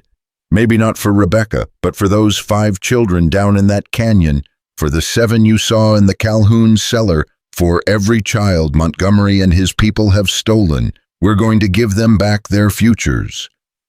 "Or die trying, Mason agreed. As dawn broke over the mountains, painting the sky in shades of blood and gold, they watched the kidnappers break camp and move out. The children were loaded into the wagon like cargo, their small faces pressed against the wooden slats, hope dying in their eyes. Mason, Eleanor, and Elijah followed at a distance, shadows trailing shadows through the high country. The trail led north and east away from Santa Fe, toward settlements Mason had never heard of, and places that didn't appear on any map. These were the edges of civilization where law meant nothing, and power belonged to whoever could hold it through force and fear. On the 3rd day, they saw their destination, a sprawling ranch complex built into a box canyon surrounded by high walls and guarded like a fortress. Smoke rose from multiple buildings, and even from miles away they could see armed men patrolling the perimeter. "That's it," Eleanor breathed. "That's where they bring them before moving them east or west. Montgomery's central hub." Mason counted at least 20 men visible from their vantage point, probably more inside. It was a small army dedicated to the trafficking of children, a business that apparently made enough money to fund this level of security. "We can't assault that place," Elijah said flatly, "not with 3 people and hope." "No," Mason agreed, "but we can bear witness. We can document what we've seen, combine it with Eleanor's papers, and take it all to Santa Fe. Give the authorities everything they need to bring the full weight of territorial law down on this place." They spent the day watching, taking notes, sketching the layout of the compound. As the sun set, they saw the wagon arrive, saw the children unloaded and taken into one of the larger buildings, saw other children already there, visible through windows, locked in rooms that were prettier prisons than the Calhoun cellar, but prisons nonetheless. "Merchandise," Eleanor said bitterly. "That's all they are to these monsters. Products to be bought and sold." That night they made camp 5 miles from the ranch, far enough to be safe, but close enough to return if needed. Mason's wounds had started to fester, despite Elijah's ministration's fever, making him shiver in the mountain cold. He knew he was running out of time, that infection could kill him as surely as any bullet. But they were so close now, so close to ending this. "Tomorrow we ride for Santa Fe," Mason said, his voice thick with fever. "No more delays, no more detours. We get those documents to someone who can use them, and we pray it's not too late." "And if you die before we get there," Eleanor asked bluntly, "you're burning up Mason. Your wounds are infected. You need a doctor." "Then I die knowing I did one good thing, one thing that might balance the scales against all the bad." Mason smiled weakly. "Besides, Mary's probably getting impatient. Can't keep a woman like that waiting forever." "Don't," Eleanor said, her voice cracking. "Don't talk like you're already dead. We need you. I need you." Mason wanted to promise he'd survive, wanted to tell her everything would work out, but he'd told enough lies in his life to know the taste of them, and he wouldn't insult Eleanor with false hope now.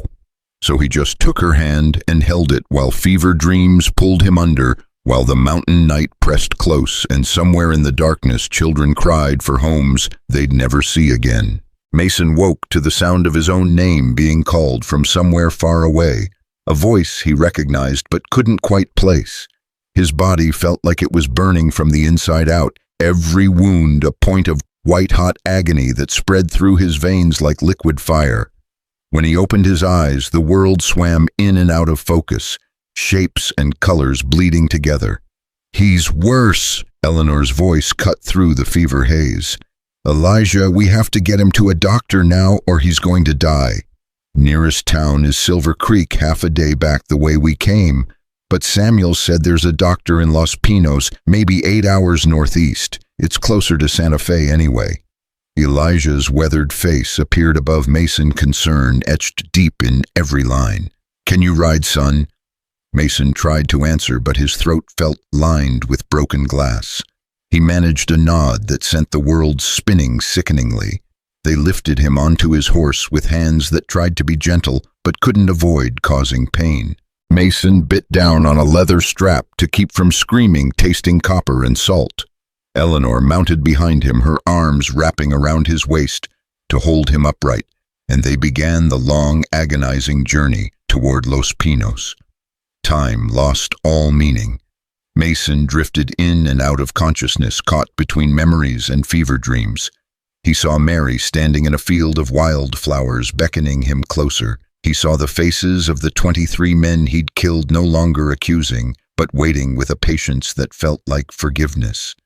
He saw Grace, the daughter he'd never known, grown somehow to the age of the children, locked in that compound, her eyes asking him why he hadn't saved her.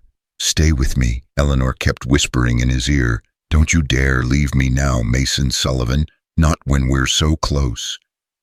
Los Pinos materialized out of the fever like a mirage, a collection of adobe buildings clustered around a central plaza, mountains rising behind it like ancient sentinels. Elijah rode ahead to find the doctor, while Eleanor kept Mason upright through sheer force of will. The doctor was a woman, which surprised Mason in his lucid moments. Dr. Sarah Chen, Martha's sister.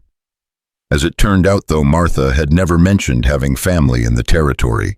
She was younger than Martha, maybe 40, with hands that were both gentle and certain as they cut away Mason's blood-soaked bandages.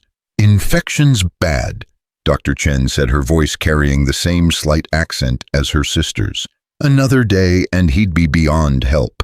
As it is," she looked at Eleanor and Elijah with eyes that had delivered too much bad news to sugarcoat anything. "It's going to be close. The wounds themselves aren't fatal, but the fever might be." "Do whatever you need to do," Eleanor said. "He has to survive. Too many people are counting on him." "He's counting on himself surviving too, I'd imagine," Dr. Chen replied dryly. She began cleaning the wounds with something that burned worse than the infection. Mason tried not to scream and failed. "Hold him down. This is going to get worse before it gets better." The next hours passed in a blur of pain and delirium. Dr. Chen cleaned the wounds, packed them with poultices that smelled of sage, and something sharper wrapped him in bandages that felt both too tight and not tight enough. She forced water and bitter medicine down his throat, talking to him in a calm, constant stream. "Martha sent word you were coming," Dr. Chen said as she worked. "Said you were trying to stop Montgomery, trying to save the children. That true?" Mason managed to nod. "Then you fight this infection the same way you fight him, with everything you've got and a refusal to quit even when it seems impossible." Her hands paused in their work. "Montgomery took my nephew 3 years ago. He was 10. We never saw him again. So you survive, Mr. Sullivan. You survive and you burn that bastard's empire to the ground." The fever broke on the second day, leaving Mason weak as a newborn but clear-headed for the first time in what felt like years. He woke to find Eleanor asleep in a chair beside his bed, her face gaunt with exhaustion. Rebecca Weather's diary clutched in her hands, even in sleep. "She hasn't left your side," Dr. Chen said from the doorway. "Barely eaten, refused to rest. Whatever you did to earn that kind of loyalty, I hope it was worth it." "I found her dying under a tree," Mason said, his voice coming out as a rasp. "Everything after that was just trying to do the right thing for once in my miserable life." "Well, the right thing is going to have to wait a few more days. You're not riding anywhere until those wounds start healing properly." Dr. Chen brought him water and broth. Martha also sent word that the Grayson brothers are in Silver Creek, asking questions. "You've got maybe 3 days before they figure out where you went." Mason's blood went cold despite the fever's remnants. "We need to leave, now. You need to rest, now." Dr. Chen's voice left no room for argument. "I've seen men die from trying to do too much too fast. The infection might be broken, but you're still weak. Push yourself now, and you'll just end up dead somewhere between here and Santa Fe. Better dead trying than alive and useless." Mason tried to sit up, and the world tilted dangerously. "Stubborn fool. Dr. Chen muttered, but there was something like respect in her voice. She helped him settle back against the pillows. Fine, I'll give you 3 days to regain strength, not negotiable. You try to leave before then, and I'll dose you with enough laudanum to keep you unconscious until next week. Eleanor stirred her eyes, opening to focus on Mason with an intensity that was almost physical. You're awake, really awake. Yeah, thanks for not letting me die. Thanks for not dying. She smiled, but it didn't reach her eyes. We're running out of time, Mason. The Graysons are getting closer, and Elijah heard talk in town that Montgomery's put a price on Pastor Tompkins' head too now. They know we have help. Then Elijah needs to disappear. Head to Santa Fe, separately establish contact with the territorial governor's office. We'll meet him there with the documents. He won't leave us. I already suggested it, and he nearly bit my head off. Eleanor set the diary aside and moved to sit on the edge of Mason's bed. He said Mary would haunt him forever if he abandoned us now. Said she made him promise years ago to look after you if anything happened to her. Mason closed his eyes against the sudden sting of tears. Mary still protecting him even from beyond the grave, still believing he was worth saving. She always did have terrible judgment about people. Or maybe she saw what I see, a good man doing everything he can to atone for a past that's already forgiven. Eleanor took his hand. The question is whether you've forgiven yourself yet. Before Mason could answer, Elijah burst through the door, his face pale with urgency. We have company. 3 riders just came into town asking about a wounded man, a woman with a bruised face, and an old pastor. The Graysons found us. Dr. Chen moved immediately to the window, her body language shifting from healer to someone who'd seen violence before and knew how to prepare for it. How long do we have? Minutes, maybe. They're checking the saloon first, but they'll work their way here eventually. Elijah looked at Mason. Can you ride? He can barely stand, Dr. Chen said flatly. Then we make a stand here, Mason said, reaching for his gun belt hanging on the bedpost. His hands shook, but held steady enough to check the Colt's load. Let them come. You're insane, Eleanor said, but she was already checking her own weapon, her movements growing more confident with practice. We're trapped in a doctor's office with one way out, and 3 professional killers coming for us. 4 ways out, if you count the windows, and we've got 3 armed people who are motivated to survive. Mason swung his legs over the side of the bed, gritting his teeth against the pain. Besides, the Graysons expect us to run. They won't expect a fight. Dr. Chen pulled a shotgun from a cabinet behind her desk. 5 armed people. This is my home, and I don't take kindly to men with guns threatening my patients. She looked at Martha's sister in a whole new light. There's a root cellar beneath the floor in the back room. Eleanor, you go down there with the documents. If this goes bad, if we all die, you survive and get those papers to Santa Fe. Understood. I'm not hiding while you fight. You're the witness, Mason interrupted. The one who saw those children who stole the evidence. You're the only one who matters in this equation. We're all just buying you time to finish what you started. He met her eyes, pouring every ounce of conviction he had into his words. Please, Eleanor, let us protect you the way we couldn't protect those children. Let our lives count for something. Tears streaked down Eleanor's face, but she nodded. She kissed Mason quickly, desperately, a goodbye that neither of them wanted to voice. Then she grabbed the oilskin bundle and Rebecca's diary and let Dr. Chen lead her to the root cellar. The trap door had just closed when the front door opened, and Caleb Grayson walked in, his brothers flanking him like wolves. They were everything their reputation promised: hard men, with harder eyes, dressed in trail dust, and carrying weapons that showed the wear of constant use. Caleb, the eldest, had a scar running from his left temple to his jaw, courtesy of an Apache warrior who'd died slowly for putting it there. Heard you had a wounded man here, Doc, Caleb said, his voice carrying the slow drawl of someone who'd never had to hurry for anything. We're looking for someone. Mason Sullivan. Used to hunt bounties back in the day. Might remember me. I remember, Mason said. stepping into the doorway between the examination room and the front office. He leaned heavily on the doorframe, trying to look weaker than he was while keeping the Colt hidden behind his leg. Amarillo wasn't it. You boys were tracking that Apache kid through the territory. That's right. Caleb's eyes lit with recognition and something darker. You're looking rough, Sullivan. Heard you'd gone soft, given up the life. Guess even cowards get unlucky sometimes. Wasn't luck that brought me here, was conscience. Mason shifted his weight slightly, calculating angles and distances. Elijah was somewhere to his right behind the desk where he'd positioned himself. Dr. Chen stood near the cabinet shotgun, hidden but ready. You know what Montgomery's paying you for? You know what you're hunting. Don't care, money's green either way. Caleb took a step forward, his brothers spreading out to flank him. Make this easy, Sullivan. Tell us where the woman and the papers are and we'll make it quick. Montgomery wants her dead, but he didn't specify how. Can't do that. Can't or won't. Both. Mason brought the Colt up in one smooth motion, fever weakened but still fast enough. You want her, you go through me first. Just like old times, Caleb. Except this time I'm fighting for something that matters. Caleb's hand moved toward his gun, and everything exploded into violence. Mason fired first, catching Caleb in the shoulder and spinning him back.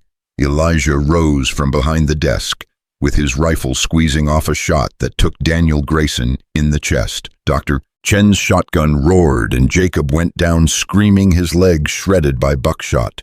But Caleb was still moving, still dangerous, despite the blood soaking his shirt. He brought his gun around and fired at Mason, the bullet going wide but close enough to feel the wind of its passage.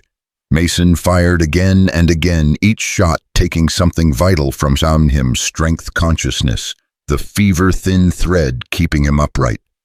Caleb's return fire caught Mason in the side, a burning line of agony that dropped him to his knees. He fired one more time from that position, his last bullet taking Caleb in the throat. The legendary tracker collapsed, choking on blood and betrayal, dying without understanding why Sullivan had gotten so much faster. The silence after gunfire always felt wrong, too empty, too absolute. Mason slumped against the doorframe, blood from his reopened wounds mixing with the fresh damage. Elijah was down too, clutching his arm where Jacob's dying shot had found him. Chen stood over Jacob with her shotgun, making sure he was truly gone. Eleanor, Mason called weakly. It's over. You can come up. The root cellar door opened and Eleanor emerged, her face sheet white, still clutching the documents. She took in the carnage, 3 men dead or dying, blood soaking into the floorboards, smoke hanging in the air like judgment. Then she saw Mason bleeding and was at his side in an instant. You're hurt again. You tore everything open, you stupid, stubborn. She was crying and laughing and trying to stop his bleeding all at once.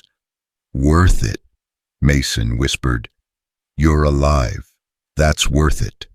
Dr. Chen left Jacob's body and came to examine Mason with hands that trembled slightly from adrenaline but remained professional. You're going to live, assuming you stop getting shot and reopening your wounds. But this is it, Sullivan. Your body can't take much more. Doesn't need to take much more, just needs to get Eleanor to Santa Fe. Mason looked at this doctor. We brought this violence to your door. I'm sorry. Don't be. Montgomery's been spreading violence across this territory for years. About time someone fought back. Dr. Chen began rebandaging Mason's wounds, working faster now, knowing more men might come. But you need to leave. Tonight. The gunfire will draw attention, and I can't protect you from the whole town if they're in Montgomery's pocket. Elijah, his arm wrapped in a makeshift sling, was already gathering their supplies. We ride in an hour. That's enough time to rest and prepare, but not so long that we risk discovery. They spent that hour in frantic preparation. Dr. Chen loaded Mason with enough medicine to keep the infection at bay, and enough laudanum to numb the pain without making him useless. Eleanor divided their supplies between 3 horses, ensuring they could move fast if needed. Elijah cleaned weapons and reloaded ammunition, his face grim with the knowledge that they'd crossed a line, now killing the Graysons meant every bounty hunter and hired gun in the territory would be after the reward. As they prepared to leave, Dr. Chen pulled Eleanor aside. Martha sent something else with her message, said to give it to you when the time was right. She pressed a small bundle into Eleanor's hands. Letters from mothers whose children were taken. She's been collecting them for years, hoping someone would finally be brave enough to fight. Eleanor unwrapped the bundle with shaking hands. Dozens of letters, some written in careful script, others barely legible through tears and desperation. Each one a prayer to a God who hadn't answered a plea to a justice system that had failed. She read one aloud, her voice breaking. My son is 8 years old. He has a birthmark on his left shoulder shaped like a star. His name is Thomas, and he loves horses. Please, if anyone finds him, tell him his mother never stopped looking. Tell him he's loved. We tell them all, Mason said quietly. Every single one. We make Montgomery and everyone like him answer for every stolen child, every broken family. That's the promise we're making now. They rode out of Los Pinos under cover of darkness, 3 wounded people carrying the weight of too many broken promises on their shoulders. Santa Fe lay 3 days ahead, across desert and mountain, through territory where every stranger might be an enemy and every town might hold Montgomery's agents. But they rode anyway because some fights were worth dying for. Because children locked in cellars and sold like cattle deserve better than a world too afraid to save them. Because 23 deaths and a lifetime of guilt might finally be balanced by one act of redemption. The journey to Santa Fe passed in a blur of pain and determination. They avoided towns, slept in the open, and pushed their horses harder than mercy allowed. Mason's wounds wept constantly despite Dr. Chen's medicines, but he stayed upright through pure stubbornness. Elijah prayed aloud as they rode the old words of comfort, sounding like battle hymns. Eleanor rode with Rebecca's diary pressed against her heart, every child's story giving her strength to continue. On the morning of the 3rd day, they crested a ridge and saw Santa Fe spread before them, the territorial capital seat of power, the place where justice might finally be possible. The city gleamed in the morning light, adobe buildings rising like promises against the blue New Mexico sky. Almost there, Eleanor breathed. They rode into the city exhausted and bloody, drawing stares from citizens who saw their wounds and desperate faces. But they didn't stop until they reached the governor's mansion, until they stood before guards who tried to turn them away, until Eleanor's voice rose with a fury that couldn't be ignored. I have evidence of child trafficking across state lines, she shouted loud enough for half the city to hear. I have proof that Judge Montgomery and Chicago's Calhoun family have been buying and selling children for years, and if you turn us away, if you refuse to listen, then you're as guilty as they are. A man appeared on the mansion's steps, not the governor, but a federal marshal named James Rodriguez, in the Capitol investigating rumors of corruption in the territorial courts. He looked at Eleanor's bruised face, at Mason's blood-soaked bandages, at Elijah's desperate eyes, and something in their appearance convinced him to listen. They told their story in a conference room that smelled of old leather and older secrets. Eleanor laid out the documents, one by one, bills of sale, transfer papers, all marked with Montgomery's seal. She added the letters from Mother's Rebecca's diary, Samuel Weather's testimony. She described the children in the Calhoun cellar, the compound in the mountains, the ranch where children disappeared like smoke. Marshal Rodriguez listened without interruption, his face growing darker with each revelation. When Eleanor finished, he sat back and was quiet for a long moment. This is bigger than I thought, he said finally. This isn't just Montgomery. This is a network spanning multiple territories involving federal judges, Chicago businessmen, probably politicians in Washington. Taking this on, he looked at them seriously.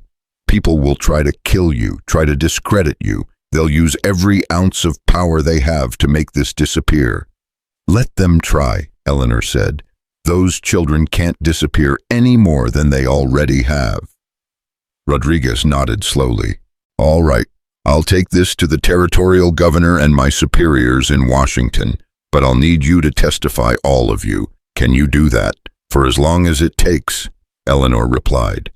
The next weeks passed in a storm of testimony and investigation.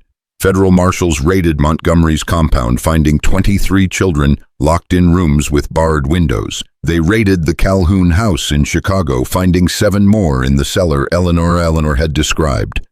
Arrests spread like wildfire. Montgomery, the Calhouns, a dozen intermediaries and buyers across 3 territories. Mason spent those weeks in a hospital bed, his wounds finally healing properly under proper care. Elijah stayed at his side, reading from the Bible and providing updates on the investigation's progress. Eleanor testified before grand juries and federal courts, her voice never wavering even when defense attorneys tried to destroy her credibility, tried to shame her for what Montgomery's men had done to her. You were working as a governess, one attorney said, his voice dripping with insinuation, living in another family's home. Isn't it true that you developed an inappropriate attachment to Mr. Calhoun? That these accusations are really just the revenge of a scorned woman? Eleanor met his eyes with a coldness that made the courtroom fall silent. I have no attachment to a man who locked children in his cellar and sold them to the highest bidder. My only attachment is to justice and to making sure those children get their lives back. If that makes me scorned, then every decent human being in this courtroom should be equally scorned. The attorney had no response to that. In the end, Montgomery received 25 years in territorial prison. The Calhouns got life sentences in federal prison. Dozens of buyers and intermediaries received varying sentences, and the investigation continued spreading, promising to expose even more of the network's reach. But the real victory came 6 months later when Eleanor stood outside a newly built home on the outskirts of Santa Fe, watching as children ran and played in the sunshine. Mary's Haven, the sign above the door read, named for a woman who'd believed in redemption and a daughter who'd never gotten to live. It was a refuge for the children they'd saved, a place to heal and recover before being reunited with their families. Some, like Rebecca Weathers, had been found alive in Montgomery's compound and returned to their grateful parents. Others had never been taken at all, protected, because the network had been exposed before it could reach them. And some, heartbreakingly, had been lost before justice could save them. Mason stood beside Eleanor, leaning heavily on a cane, his body a map of scars from wounds that would never fully heal. But he was alive, and more importantly, he was at peace for the first time in decades. Mary would have loved this, he said quietly. Loved seeing all these children safe and loved. She's seeing it, Eleanor replied. I'm sure of it, and grace is here too in every child who gets to grow up free because of what you did. What we did. Mason took Eleanor's hand, the gesture feeling right, in a way nothing had since Mary's death. You're the one who started this. You're the one who refused to let those children be forgotten. And you're the one who picked up a broken woman under a tree and decided her life was worth saving. That's where redemption began, Mason. Not in the bullets or the blood, but in that one choice to care about a stranger. They stood together watching the children play, 2 people who'd been broken and discarded, learning that maybe broken things could still hold light, still offer shelter, still make the world better for having existed. Pastor Tompkins joined them, his arm still in a sling, but his face brighter than Mason had seen it in years. Got word from Martha Chen. She's organizing mothers in redemption to form a watch committee, make sure no more children disappear. Dr. Chen is doing the same in Los Pinos. Samuel Weathers is working with federal marshals to identify more compounds like Montgomery's. This thing you started, it's spreading, growing into something bigger than any of us imagined. Good, Eleanor said. Let it spread until every child in this territory is protected, until every monster like Montgomery learns that there are people willing to fight for the innocent, no matter the cost. As the sun set over Santa Fe, painting the sky in colors that reminded Mason of blood and redemption. Eleanor leaned against him and whispered, "Do you think you've forgiven yourself yet? For the men you killed, for the life you lived before?" Mason thought about the question, thought about 23 graves and 5 more added in Eleanor's defense, thought about the children playing in the yard of Mary's Haven, who wouldn't be there if he'd chosen peace over violence. "I don't know if I'll ever fully forgive myself, but I think I'm learning that maybe that's not the point. Maybe the point is just to keep trying, keep fighting for something bigger than our own guilt or innocence." "That's very wise for a retired bounty hunter." "I had a good teacher," Mason smiled, thinking of Mary, of her endless patience and stubborn belief that people could change. "And I've got a good partner now, someone who reminds me that redemption isn't about erasing the past, it's about building a better future." Eleanor turned to face him fully, her eyes holding questions and possibilities, and the kind of hope that comes only after surviving hell. "Partners, then, in running this refuge, in protecting these children, in building something good from all the bad we've been through." "Partners," Mason agreed, "for as long as I'm alive and you'll have me. Then I guess we're partners for a long time yet, because I'm not letting you off this earth until you're old and gray and surrounded by children you've saved." They sealed the partnership with a kiss, gentle and full of promise, witnessed by an old pastor who'd kept faith through darkness, and by children whose laughter proved that innocence could survive even the worst cruelty. Somewhere in the wind that swept across the New Mexico desert, Mason could almost feel Mary's approval, could almost hear her whisper that this was what she'd always known. He could become not a killer seeking forgiveness, but a protector, building redemption, one saved life at a time.